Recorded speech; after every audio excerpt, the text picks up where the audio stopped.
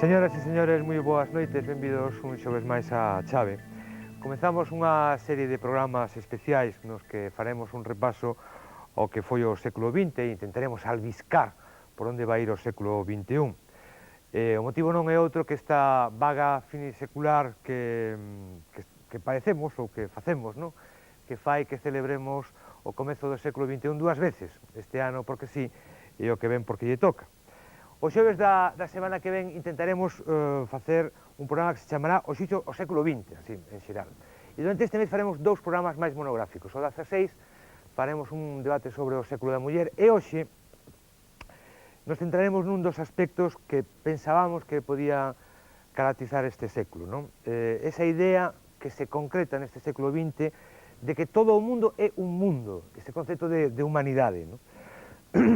A idea da humanidade como un ideal de convivencia universal, bueno, sempre podemos atopalo, no? na conciencia ou no sentido particular de persoas que normalmente se consideraban como virtuosas, no? Desde os estoicos, os cristianos, os primeros cristianos. Ora, o sentido actual de humanidade pues, vai máis aló do que un perfil moral individual, no? Neste século vimos que esta idea de humanidade implicaba a solidaridade, que se deben crear e deben facer organismos internacionais para todo o mundo, declaracións de dereitos, códigos de dereitos, con distinta fortuna todo isto, pero por lo menos esa idea está aí, esta idea que se plasma neste século con todos os antecedentes que queran atopar, non? Por eso esta noite chamamos a chave o século da solidaridade. E nos acompaña Nilda Saldice Torres, que é a coordinadora da Liga Iberoamericana de Organizaciones da Sociedade Civil para a loita contra a pobreza, a exclusión social e o desenvolvemento dos servicios sociais. Moi boas noites. Buenas noches, gracias. Están sin nome, Es larguísimo, larguísimo. Ya hoy estamos buscando la solución, estamos revisando todos los estatutos y trabajando sobre eso. Porque temos que agradecer moi especialmente que Nilda Venancio Cermeño, que están os dos participando no Foro Iberoamericano de voluntariado, e por eso podemos ter hoxe aquí, sacamos do foro, metemos neste plato de televisión e despois os vamos a devolver dentro un ratiño para ali, non?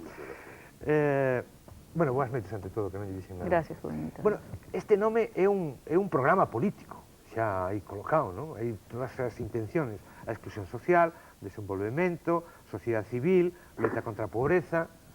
Bueno, nosotros somos un grupo de 19 países iberoamericanos y cada representante ante la Liga es representante de una organización no gubernamental dentro de su país que representa, valga la redundancia, a todo el tercer sector dentro de ese país. Político puede decirse así, pero es una misión sentida, es lo que más sufrimos en nuestros países, de pobreza, de exclusión social, y pensamos que la sociedad civil tiene un papel importantísimo en la solución de estos problemas, tanto como la empresa privada, entendida como el sector privado empresarial, y los gobiernos locales y nacionales. Pero ustedes solo son de organizacións non gubernamentales. No gubernamentales. Non está administración, non está... Somos organizaciones no gubernamentales en varios campos, o sea, tenemos una diversidad de campos dentro de la Liga impresionante. Tenemos atención a los niños, a la mujer, a los ancianos, etcétera, etcétera, ¿no? Gracias por acompañarnos esta noite. Gracias por invitarnos. Venancio Cermeño, de Médicos Sin Fronteiras, que é a organización que este ano se concedeu o Premio Nobel da Paz. Moi boas noites, como están outra vez? Boas noites. Sabe falar galego, pasa que non quere, pero bueno. Non, é portuñol que sou falar. É portuñol. Agora non vou venir aquí falando unha lengua estrangeira. Mire, creo que foi onte que Sabater, nunhas declaracións, porque participou no Foro Iberoamericano, el falaba de que había un recoñecimento moral indiscutible, non? O que é as organizacións non gubernamentais, pero decía que isto non era suficiente, que había unha dimensión política nestes problemas, outra dimensión que non se podría esquecer, non se podría olvidar. Que lle parece este comentario? Eu podo falar mesmo en portuñol? Vale, ben, así, sí. sí. Efectivamente, hai unha preocupação agora para nós a reivindicar um lugar para a ação humanitária da sociedade civil. Ficamos muito contentos que o exército agora é humanitário, a polícia é humanitária, o Estado é humanitário, diplomacia é humanitária. Ficamos muito contentes, mas exigimos que nós somos os primeiros e que a sociedade civil deve ficar um bocadinho, um sítio, algum lugar, porque estamos já à procura de não ter reconhecimento. Os Estados começam a legislar, a lei de cooperação, etc, etc, etc. Então, que é o que vai ficar para a sociedade civil? Que é o que vai ficar para a sociedade crítica? Onde que vai ter um interlocutor, o governo, o exército, que diga, para aqui, não? Como aconteceu no Kosovo. Como é possível que chegue a OTAN e, ao mesmo tempo que está a largar bombas humanitárias, também queira fazer ajuda humanitária? Não, o segredo da ajuda humanitária para nós sempre ficou que nós estamos independentes. É assim como podemos ficar na Angola, é aí onde aprendi o portunhol que eu falo agora, é assim como nós podemos ficar em MPLA e podemos ficar ao mesmo tempo no UNITA, porque eles sabem que nós não fazemos parte da ajuda de armas que voltou de Espanha para a MPLA ou para a UNITA. É assim. E agora, é por isso que a sociedade civil, nós decimos que tem que ter um sítio, tem que ter um respeito. E quando estão a falar que nós temos que ser uma continuação da política de assistência social dos Estados, nós estamos a dizer, não temos nada em contra, mas deixem-nos a independência, deixem-nos ajudar como a representação crítica da sociedade civil, que tem que estar presente também. O sea que hai dous ámbitos, dous espacios, non? Un sería pues, ese institucional estatal e outro sería, non sei, a sociedade civil, di vostede, non? Ou as ONGs. Las ONG somos representantes de las sociedades civiles y en consecuencia la tendencia ante el éxito que ha tenido la solidaridad promovida por la sociedad civil, empresas, ejércitos, políticos, diplomáticos, todos quieren ocupar un sitio, hacer leyes que regulen, pero todo eso está muy bien, es necesario, pero no echen, no retiren a la sociedad civil a la sociedad civil crítica también debe estar presente, es un enriquecimiento y en este sentido estamos reivindicando un sitio en España que no tenemos todavía, a pesar de nuestras dimensiones, un reconocimiento de que la solidaridad forma un continuo, un contiguo que empieza con la acción humanitaria, que sigue con la rehabilitación, el largo, el medio plazo, y cuando hay estabilidad,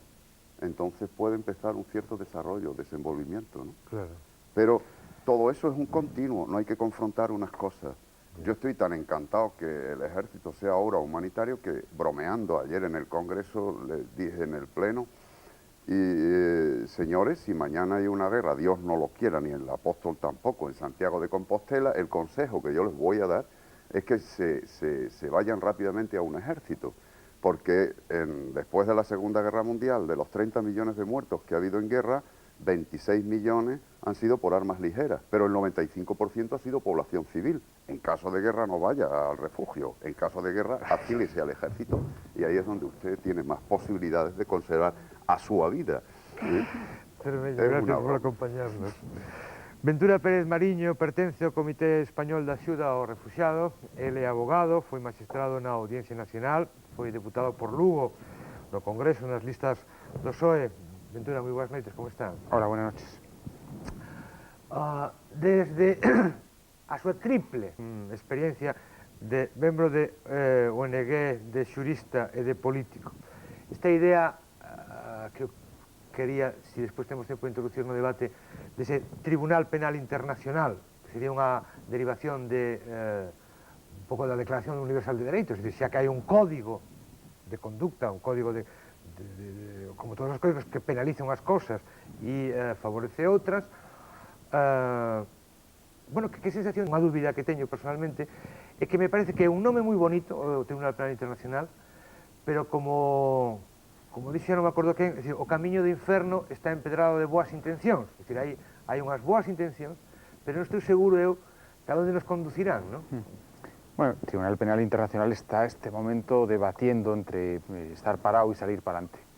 A lo largo de este siglo hubo muchos intentos de crear tribunales penales internacionales. De hecho, en la Primera Guerra Mundial se llegó a intentar formarlos con poco éxito, pero en la Segunda Guerra Mundial, en Nuremberg y todos los tribunales que existieron en Tokio y en la propia Alemania, no fue solo Nuremberg, sino que funcionaron y funcionaron bien hasta que ya la llegada de la Guerra Fría y paralizó. Pues hubo intentos en la ONU con no muy buen resultado, pero hay dos tribunales funcionando, dos tribunales internacionales, el de Ruanda y el de la ex Yugoslavia. También con pasos adelante han retirado su apoyo al tribunal en función de una decisión judicial que no les ha gustado, pero bueno, digamos que eso es el problema. Y después está este gran Tribunal Penal Internacional, que es el que se intentó crear con el Estatuto de Roma de julio del año pasado, de 1998, que está teniendo muchas dificultades para ser ratificado. Por ejemplo, España no lo ha ratificado aún. Ciertamente ratificarlo es complejo porque exige una serie de modificaciones constitucionales. Una especialmente importante, que es que el Tribunal Penal Internacional no permite ningún tipo de inmunidades en los mandatarios. Claro, España tiene, el jefe de Estado tiene una inviolabilidad, es inmune, es irresponsable ante la ley penal, es decir, no puede ser en ningún caso juzgado. Entonces hay que hacer una modificación constitucional y otras leyes que hay que hacer. Y eso lo complejiza. De hecho, en Francia hicieron una modificación constitucional para ratificarlo y se necesita la ratificación de 60 países, que es peor. Se necesitaría un cierto acuerdo de Estados Unidos que está absolutamente en contra. Porque claro, la creación de un Tribunal Penal Internacional sin Estados Unidos, pues es complejo, porque no nos vamos a engañar. No quiere decir que no se puede formar, y habrá que formarlo, pero habría que convencer a los estadounidenses. Lo que pasa es que, fundamentalmente, algún senador de la minoría republicana ha puesto el grito en el cielo y han dicho que eso es un monstruo y que nos lleva al abismo y que hay que terminar con ello. El mundo necesita que se juzgue a los genocidas, a los dictadores, etcétera, etcétera. Y los países donde se han producido esos fenómenos del dictador, del genocida, no suelen tener capacidad para poder juzgarlo en su propio país.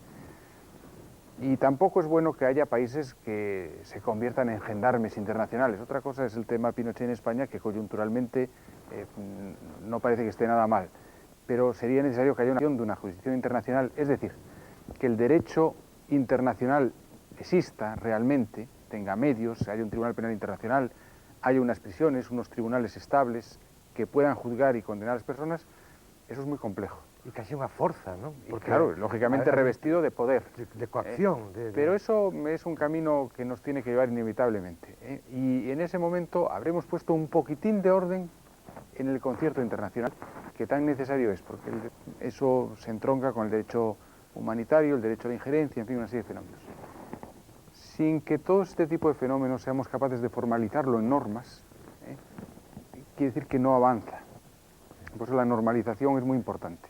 Y el esfuerzo que se ha hecho por los países, España entre ellos, aunque no lo ha ratificado, Italia fundamentalmente, Trinidad, Tobago, que fue el de la iniciativa del Tribunal Penal Internacional, es magnífico. Vamos a ver si sale, pero estamos en el camino de que somos conscientes en la comunidad internacional y en la comunidad política de que hay que crearlo. Y cuando se plantea con el caso Pinochet, bueno, es que España no puede ser, nadie se atreve a decir, pero no debe ser juzgado. No, debe ser juzgado, tiene que haber alguna instancia internacional, pero indudablemente algo tiene que haber, porque tenemos que poner algún dique contra determinadas actitudes. Y eso es un dique fundamental, que es el dique del derecho y el dique del derecho razonable. Muchas gracias por acompañarnos esta noite. Ana Expósito Valle é unha colega desta casa, é xornalista. Ana Expósito ten cuberto para esta casa algunhas das crises e dos conflitos máis importantes desta década, dos conflitos chamados postcomunistas despois do muro. Antes non o pudo facer porque non tiña idade, non hai outro motivo, non? Moi boas noites, Ana, encantado boas que noites. aquí. Bueno, antes te contei que iba a plantearte unha cousa, pero é que queria che comentar outra cousa, unha alerta que che escoitei a ti. Volvías, se non recordo, si de Croacia, si de Serbia, un conflito estos dos Balcanes tremendo, era cando estaba falando da utilización das violacións de mulleres como arma de guerra, estabas en redacción, como tantas veces cando ves, estabas todos ali escoitando o que nos contabas ti, e, bueno, pues, moitos que estaban ali, o primeiro que pensei, pero como se pode ser tan bárbaro? Como se pode facer isto? E que os outros son o enemigo. Non é que sea un señor que te leves mal, o que te diferencia, é que é o enemigo, é unha cosa terrible. E eu quería que me contaras eso da creación do enemigo, non? Que viches ti como se facía.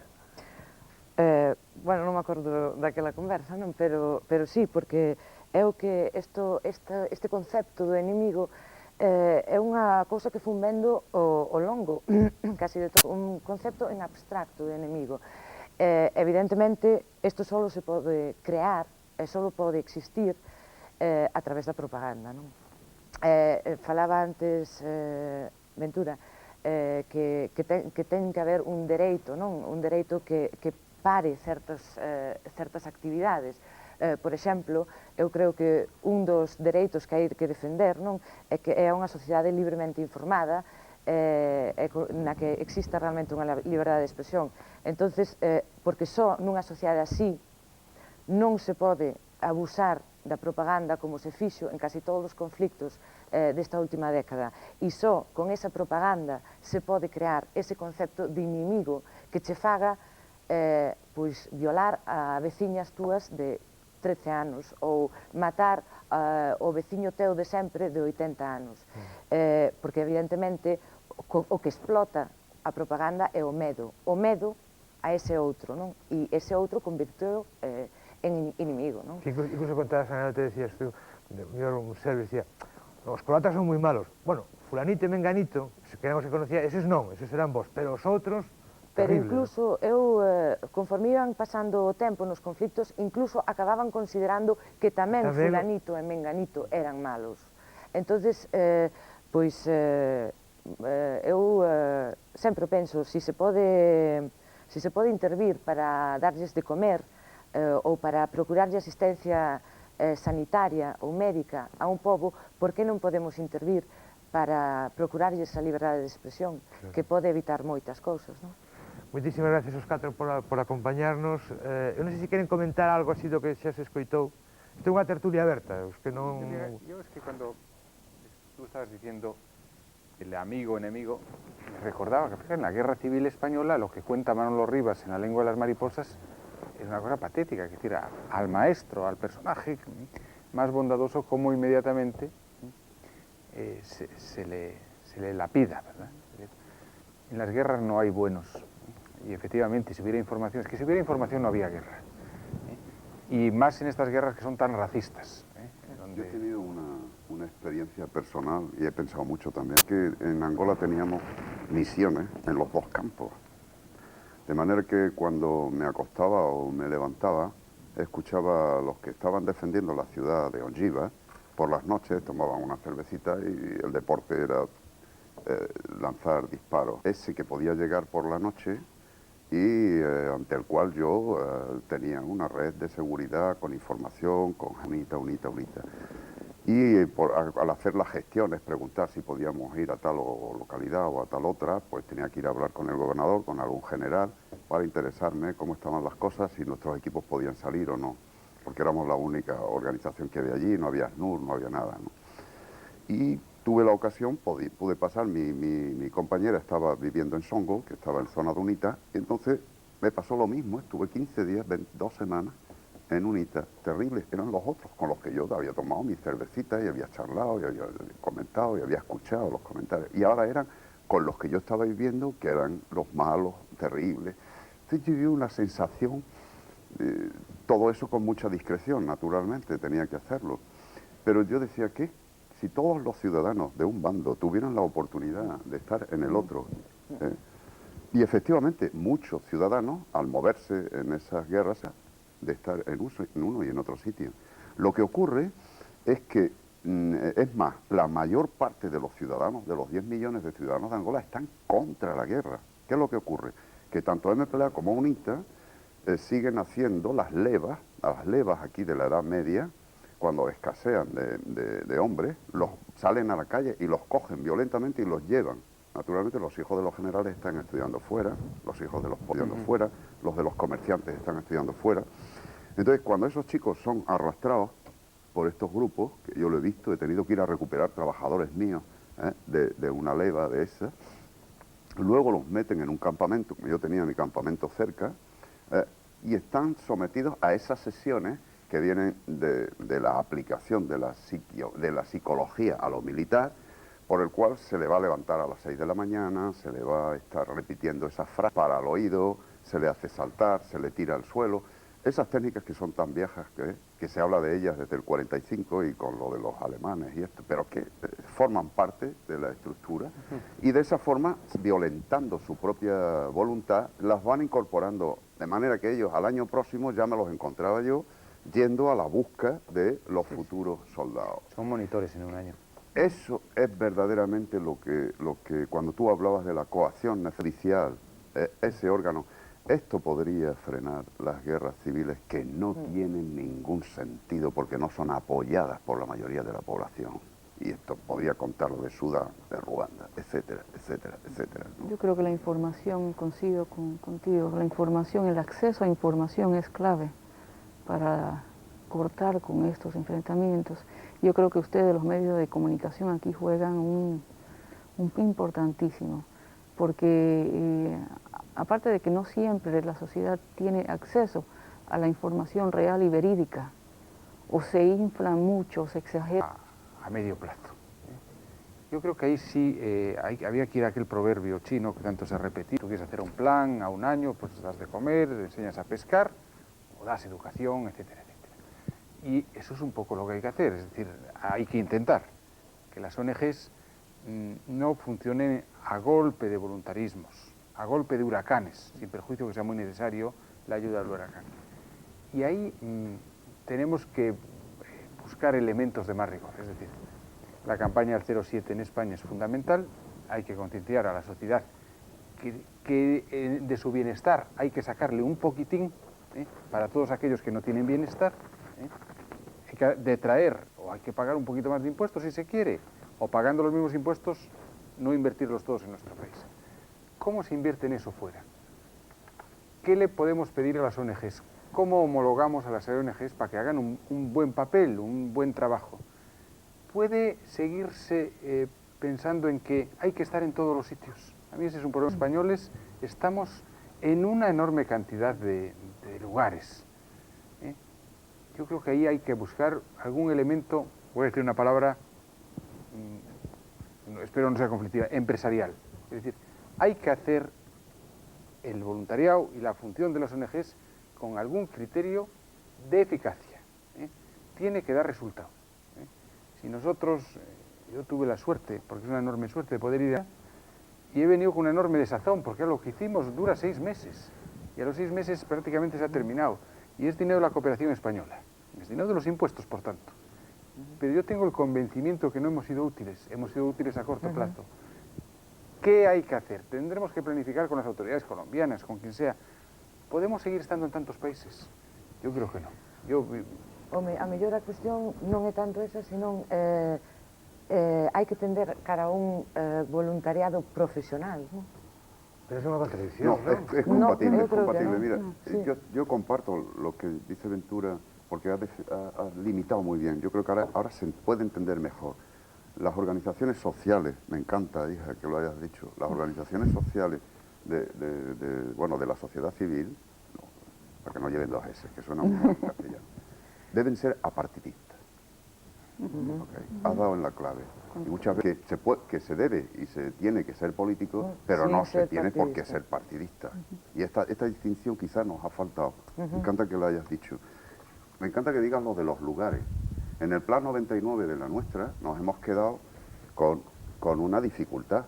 ¿Dónde tiene que estar la sección española de Médicos Sin Fronteras? Hemos elegido Iberoamérica por razones culturales, el Mediterráneo, el norte de África, por razones obvias desde Subsahara, el África subsahariana, por razones históricas, pues llevamos mucho tiempo en Angola, lo de Ruanda, y porque eso es un conflicto en el que no puedes cerrar los ojos estando tan cerca, y llegan con las pateras aquí, ¿no?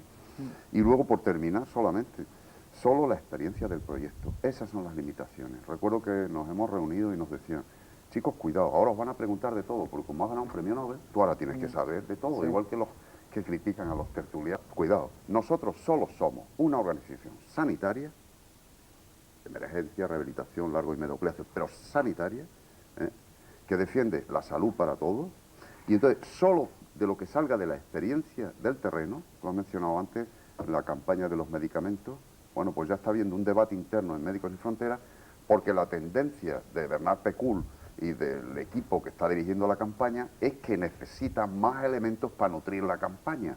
Oye, ¿no se podría hacer una cosa de tuberculosis en no sé dónde? Ni hablar.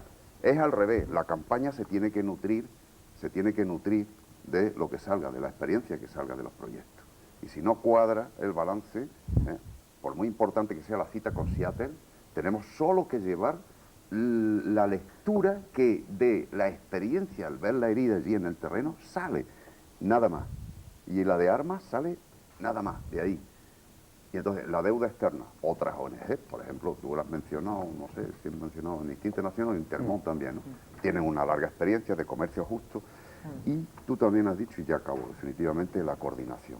Si cada uno con una especialidad que es compatible, voluntarios y profesionales ahí dentro, no podemos prescindir de los voluntarios en una organización, nos haría empresas, y eso ya está inventado, porque las empresas hacen servicios también a la humanidad, aunque sea solamente el aspecto lucrativo el que quieren destacar, pero también hacen un servicio. Entonces, la coordinación me parece que es el elemento clave, el encaje. Yo creo que lo que dijo Ventura hace un rato antes del break es muy importante. Son los proyectos a corto plazo, como se los llama hoy en día y se los llama en el Congreso asistencialistas. Estos son útiles a mi manera de ver en emergencias críticas, por ejemplo de naturaleza, qué sé yo, los volcanes, inundaciones, etcétera, etcétera, ¿verdad? Pero que van y vienen mucho bien mientras el programa o el proyecto está desarrollándose. Cuando uno se retira se vuelve a lo mismo o se queda peor. Entonces, y lo que más me ocupa de esa clase de programas es que volvemos al paternalismo, ¿no? Legendario en muchos de nuestros países. Por ejemplo, cuando nosotros entramos a una comunidad pobre, lo primero que vemos es la mano extendida. Bueno, ¿y qué me toca? A mí, ¿no? Porque eso es lo que han conocido desde hace mucho tiempo. Entonces nos toca cambiar la manera de pensar. Nosotros absolutamente no regalamos nada. Todo tiene su costo, por muy representativo que sea, pero pensamos que lo que no cuesta no se aprecia, por un lado. Por otro lado, yo creo... Perdona que te interrumpa, Ana, la exposición tuya de hoy ha demostrado además que ese paternalismo, entre otras cosas, es mentira. Así es. Me gustaría que... Así es. Pero ahí nos tiene que contar que porque no estuvimos en la exposición, entonces... Por eso te pregunto. Bueno, no... Aunque sea brevemente, no es mentira. O sea, ¿por qué cuando no hay de verdad un comercio, el flujo acaba siendo para vuestro vecino del norte? Bueno, sí. ¿Cómo esa ayuda se convierte en ayuda del que la da? Sí, muchas veces cuando recibimos cooperación internacional, si se dice que se da, por decirte, el 100%, lo que llega al país es un mínimo del 20%. ¿Por qué? Y pongamos un ejemplo de ayuda alimentaria, ¿verdad? La ayuda alimentaria muchas veces te llega ya con los productos, ¿verdad? Sí. Te llegan solo los productos. Pero ¿qué pasa? Que ese 80% que queda y queda dentro del país que dona, en este caso pues estábamos tratando de los Estados Unidos esta mañana con cifras reales, el 80% queda en casa. ¿Por qué? Porque los productos se compran en casa en vez de invertir en la producción del país al que vas a beneficiar. Claro. Y eso en una serie de cosas. Entonces, el 80% de la donación queda en casa. La cantidad, creo que en el año 95, Estados Unidos, del 100% de lo que donó, 80% se quedó en casa, cosa que 10 billones salió, en ayuda externa. Se crearon aproximadamente 200.000 plazas de empleo, ¿verdad? Entonces, sí dan, pero lo que nos llega a nosotros es mínimo. Y 200.000 plazas de empleo en el país de origen. Lógico. país de origen. Entonces, la imagen y la percepción de lo que tiene el pueblo allá, el pueblo norteamericano, hablemos, ellos están dando mucho y que las cosas no se están haciendo bien, cuando ellos no se dan cuenta que lo que se da es una mínima parte, porque no están al tanto de todo, ¿verdad? Entonces, eso es lo que yo estaba hablando esta mañana.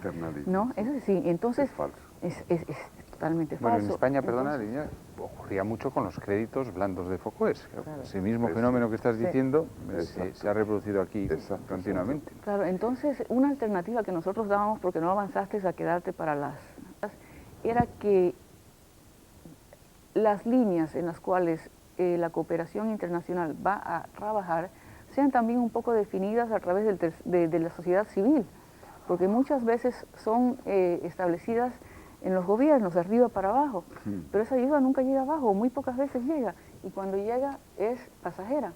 No cambiamos a mediano o a largo plazo no cambiamos. Y para comenzar tenemos que ver que los beneficiados, sea a través de gobierno, organizaciones no gubernamentales, etcétera, sean bien elaborados y que esos objetivos por los cuales fue donada esa cantidad, ¿no?, o esos recursos se cumplan al final, que se creen mecanismos de monitoreo o de evaluación, tanto para los gobiernos, para las ONGs, para que se cumpla esa inversión.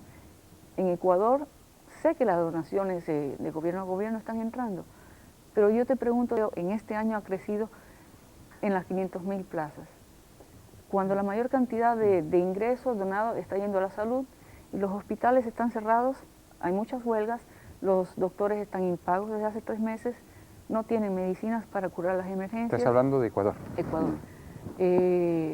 Los educadores también están impagos por 3 meses. La policía, la delincuencia ha subido, pero impresionantemente porque la posta paga.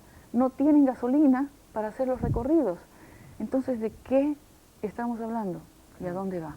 Entonces yo creo que los países donantes, los cooperantes, deben de crear mecanismos para analizar qué es lo que ha estado pasando, ¿no? ¿Cuáles son las fallas? Crear mecanismos de monitoreo, de evaluación, y si vemos que eso no está funcionando bien o no ha funcionado bien hasta ahora, creemos mecanismos alternos. Y ese puede ser del tercer sector o de la sociedad civil, ¿verdad? Que seamos o monitoreadores o evaluadores o que consulten con la sociedad civil y con los beneficiarios, ¿verdad? ¿Cuáles son las prioridades para la ayuda internacional? Porque muchas veces son destinadas a cosas que no son prioridades realmente. Eu creo que, de feito, isto que estás falando ti foi un pouco o gran dilema que saliu da crise do Mitch, non? O sea, que, sobre todo, o goberno de Honduras planteou bastante, non? Moi ben, actuemos, pero para que? Para que despois de actuar, despois de poñer ese pano quente na ferida, para volver a crear a mesma sociedade que conduciu a este desastre, non? E era un pouco, foi a polémica que recordo sempre da axuda humanitaria cando o furacán Mitch, non? Actuamos, pero será para construir unha sociedade, porque casi se tratou de eso, de reconstruir completamente. Yo creo que estamos todos alrededor de la misma idea, ¿verdad? Claro. La idea es decir, el voluntariado, las ONGs han sido magníficas, es una expresión de la solidaridad de los países más desarrollados con los países más necesitados. Hoy empieza a verse como insuficiente, ya no tanto en las cantidades que se destinan, que indudablemente lo es, sino en los métodos de alguna parte. Probablemente Médicos Sin Fronteras tiene una labor muy determinada. No, pero la moratoria que hicimos fue por eso. Por eso, pero no crecer para crecer en calidad. Para crecer, ¿cómo se organiza hoy, verdad? Es posible, yo recuerdo ir a un país también y el gobierno que dice, bueno, denos el dinero nosotros, decía el gobierno de allí, ya nosotros lo hacemos. ¿Para qué? ¿Para que reproduce usted los mismos mecanismos que existen aquí? O lo hacemos nosotros, pero no se va a modificar nada. ¿No habría falta alguna vez de ese país? Digo por proponer, pensar un poco en alto. Que dijera, las necesidades de este país, señores, en este momento tienen que llevarse por aquí, por estas cosas. Ahora, ¿cómo entra la sociedad civil en esas necesidades? ¿Cómo participa? Porque claro, el voluntario tiene que participar directamente, ¿no? ¿Y cómo se coordina? Porque es muy complicado el tema de la coordinación. Yo creo que ahí es este Congreso Iberoamericano con intentos de la Liga, la alianza entre la sociedad civil de los países que todavía están estructurados y los ricos, es la clave. Esa coordinación de la que tú hablabas en el interior de los países ricos no es suficiente, es la que nos trae Nilda. La Liga, es decir, la coordinación de las organizaciones del sur y las del norte, trabajando mucho más estrechamente con criterios comunes, ¿no? Pero hay un tema que es el que nos vuelve locos y por el que es necesaria la denuncia, porque hasta ahora no hemos conseguido esos efectos perversos. Cuando hay un Estado, como el caso del Ecuador, va bien, pero estamos observando en ese esfuerzo que hemos hecho por estudiar el concepto de exclusión y la ruptura de equilibrio, con el CIS, con el Centro de Investigaciones por la Paz, con la Universidad de Deusto y con un profesor de la Autónoma que nos hizo un informe de ruptura de equilibrio, está creciendo el número de estados que están vacíos. Por ejemplo, hay estados que ya han desaparecido, no es que sean vulnerables. Ellos nos traen el mensaje que de la clase media baja se está pasando a la mendicidad. Bueno, dramático, está debilitándose el Estado. Bueno, pero cuando no hay Estado, porque ahí todavía podemos. Con América Latina yo tengo esperanza. Bueno, esperanza no, hay que tener realidad. Que va a ser posible la coordinación y que lo vamos a conseguir. Pero en el caso de Somalia, Sudán, etcétera, el Zaire, o sea, la República Democrática del Congo, etcétera, etcétera, donde hay unos señores de la guerra que llevan años, no hay Estado, no hay ni siquiera policía. En Perú también, no la pagaban de hacía 6 meses. Sí, no hay administración del Estado. No te digo nada, en Angola no cobraban de hacía años. ¿Qué quiere decir eso? Que yo tengo un arma y no cobro, pues al tiempo que hago la guerra también me llevo algo para casa. Es que es real. Y claro, eso fíjate. Es real. Yo siempre pongo el ejemplo de una familia normal en el área marginal donde trabajamos. Está compuesta por 5 miembros, ¿verdad? Tiene 3, 4, 5 hijos. A veces, esa es la mínima, 5 miembros, a veces mayor. Y yo me pongo en el lugar de ellos. Si yo tengo 3, 4 hijos que llevan un día y medio sin comer y he cubierto todas las posibilidades de lograr un ingreso, yo como madre o padre no los voy a dejar morir. Entonces estamos llevando a la población más pobre al extremo, las estamos obligando a delinquir. Últimamente en Ecuador, en Guayaquil específicamente, un caso patético. Un padre cogió a su hijita de 3 años, la metió en un supermercado, en el área del pan, cogió un paquete de jamón, lo abrió, la sentó y le hizo un sándwich, porque llevaba 2 días sin comer. Entonces cuando vino el dueño o el administrador del supermercado, dijo, llévenme preso, pero mi hija no se va a morir de hambre, ¿verdad?